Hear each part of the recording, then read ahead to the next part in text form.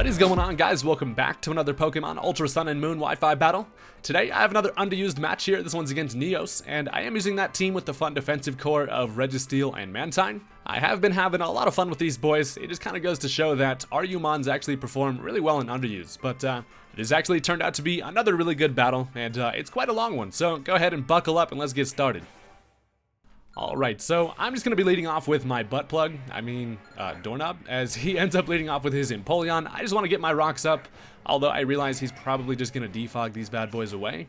Either way, we got some steel homies out here. I'm just going to go ahead and set up the rocks as he ends up going for the Scald. I assume that's because he's trying to get a burn, if possible, and also he doesn't want to get his rocks up just yet, because I assume he's going to go for the defog here. So the Scald does nothing to me because, as you probably know, this Registeel is specially defensive as hell, and I'm going to go ahead and switch right into my Nidoking here. So the idea behind this was that I know that I can either scare this thing out or hit it pretty hard with an Earth Power. But he ends up going for the defog there, blows the Stealth Rocks away, and here I'm going to make the prediction into the Wheezing. Turns out he actually stays in. I go for the Thunderbolt because I figured maybe it would be a 2-hit KO anyway, but I wanted to try to catch that Wheezing coming in on a Levitate. So that unfortunately doesn't happen, and also he does have the leftovers to put him above half, so it's not worth risking going for another Thunderbolt here, and I do have to switch. So I decided to go into half my Shark, because I know that obviously he can't do too much to me other than get a Scald Burn, which would be quite unfortunate, but we actually end up having a double switch here as he brings in the Ribbon Kitty, and that is not a good matchup for Sharpedo, so I do have to switch right back into my Registeel as he ends up switching again and goes into the Hippowdon. So this thing is going to bring up the Sandstorm, which does turn out to be a little bit annoying this match, but it does end up hurting both of us. Obviously, Registeel doesn't mind it too much because I'm a big old ball of metal, so as I'm looking at this matchup, I don't really want to stay in and go for a Toxic. Either he's going to Earthquake or set up his Stealth Rock.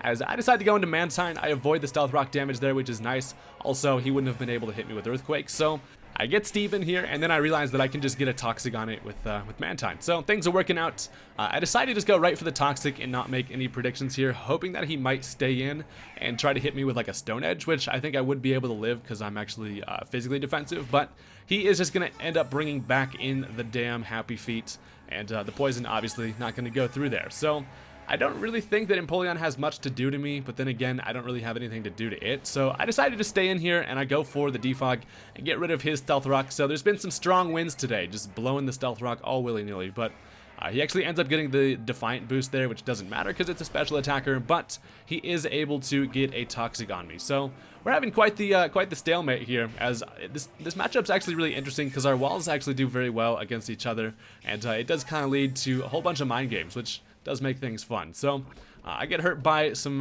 Sandstorm there and then some poison damage, as I realize I do have to get out of here, and I'm going to go right into my Sharpedo, because I know that this Empoleon doesn't have much for me, and then it'll be a 2-hit KO with Crunches as long as he doesn't get a Scald Burn, but we actually have a double switch, and he's going to bring in the Lycanroc Dusk form. So this is a great matchup for me. This allows me to go ahead and get a free liquidation on whatever he wants to bring in, which I was really hoping it was going to be this Wheezing. So the miserable Disco Balls come out, and I'm going to go ahead and Mega Evolve, get some sweet-ass tattoos, and a Liquidation is going to do just enough to the point where I believe a Psychic Fangs should be able to take this thing out.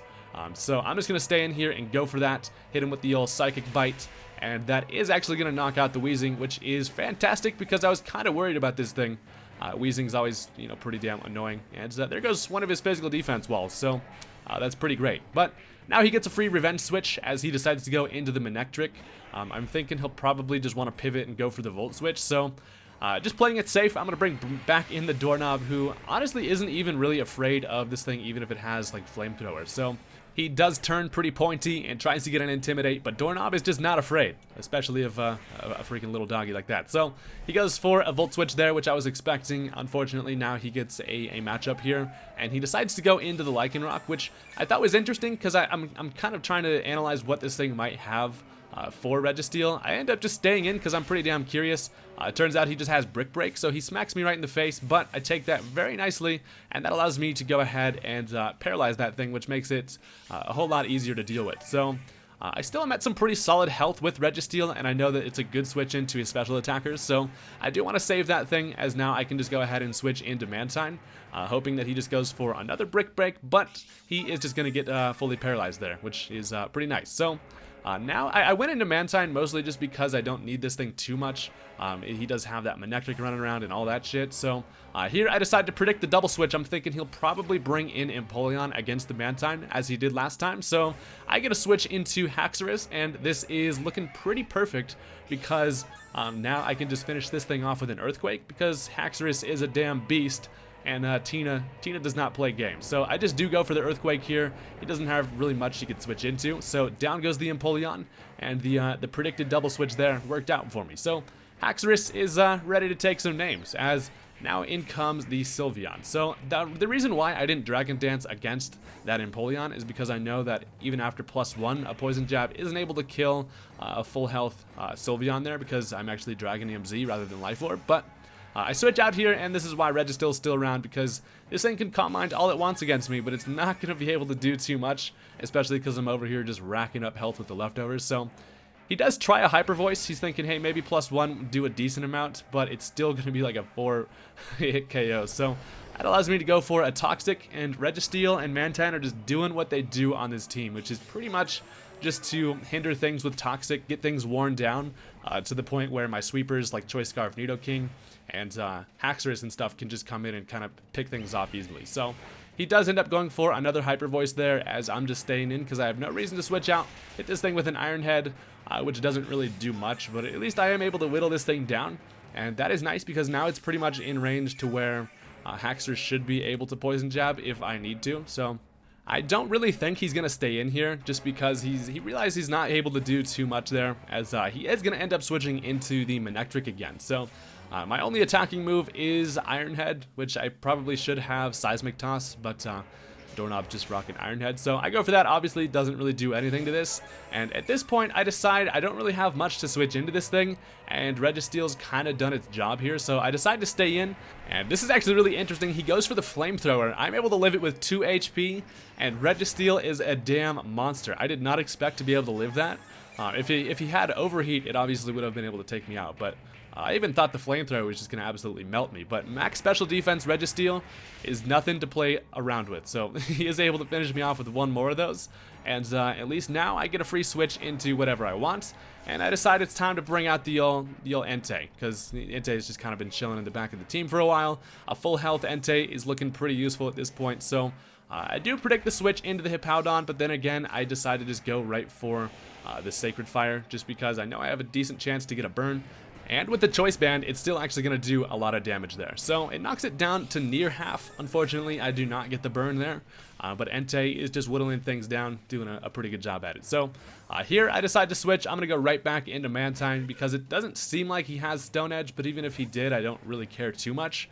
But he actually predicts the switch into Mantine there and is going to go into his Manectric. So that was a really nice play on his end, because now I'm kind of backed into a corner to where I don't really have much to switch into this thing, considering my Registeel is dead. So here I decide I'm actually just going to go ahead and stay in. There's a good chance that he's going to over-predict, but I do expect him just to go for a Volt Switch, but he actually tries to go for a Hidden Power Ice, I assume, and that allows me to get off a Scald, which is nice because now that whittles that thing down even further, and I actually also get the burn. So with the burn and the Sandstorm, it's looking like this thing should be easy to pick off.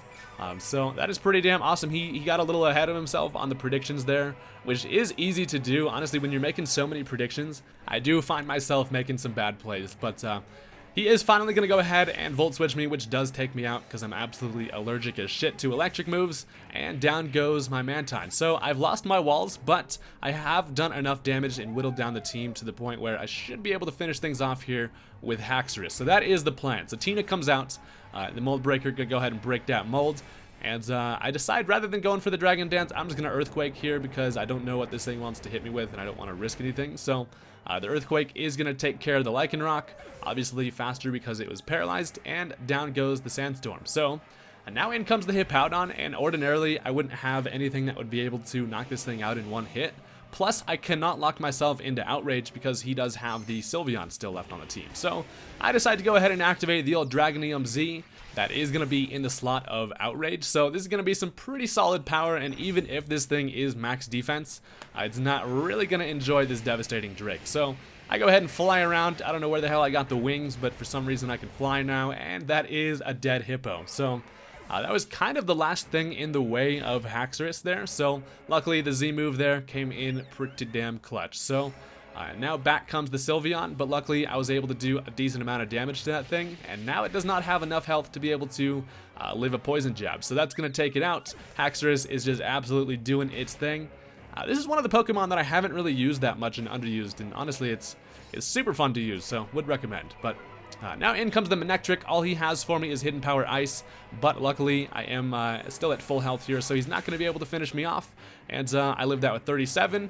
Now I can just go ahead and click Outrage like a pissed off dragon, and that is going to be a dead Manectric. So that is going to be the end of the match there. I thought that was a pretty fun one, a whole lot of mind games, and honestly our teams paired up really well against each other. So I thought that was pretty fun. Go ahead and hit that like button on this video if you enjoyed, and I will see you guys next time. Peace out.